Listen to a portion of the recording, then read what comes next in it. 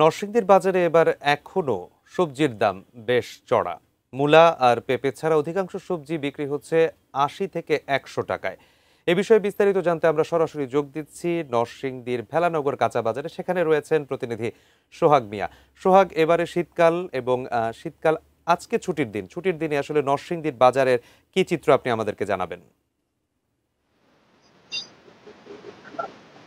ধন্যবাদ আপনাকে। নরসিংদীর বাজারগুলোতে শীতকালীন সবজির পর্যাপ্ত পরিমাণ সরবরাহ থাকার পরেও এখানে সবজির দাম কমছে না। অন্যান্য বছরের তুলনায় এই বছর সবজির দাম কিছুটা চড়া রয়েছে বলে ক্রেতারা বলছেন। সাধারণ ক্রেতারা বলছেন যে অন্যান্য বছর শীতকালের এই সময়টাতে বিশেষ করে এই সাপ্তাহিক ছুটির দিনে সবজির দাম বেশ কম থাকে, কিন্তু এই বছর সবজির দাম অনেকটাই বেশি।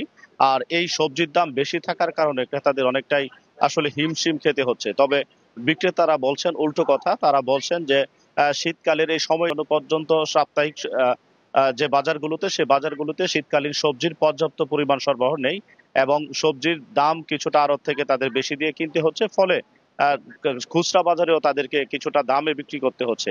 আমি রয়েছি নরসিংদীর বেলানগর কাঁচা বাজারে এবং এখানে বাজার ঘুরে সবজির দাম দেখেছি। সেখান থেকে কিছু সবজি বিক্রি হচ্ছে ৮০ টাকা। এছাড়া ফুলকপি, বাঁধাকপি প্রকার ভেদে ৫০ থেকে ৬০ টাকা করে এখানে বিক্রি হচ্ছে। মূলত এভাবে প্রতিটা সবজিতেই ১০ থেকে ২০ টাকা করে বেশি বেশি আছে। তবে ক্রেতারা বলছেন যে অন্যান্য বছরের তুলনায় এই শীতকালীন সবজির দাম বেশি থাকায়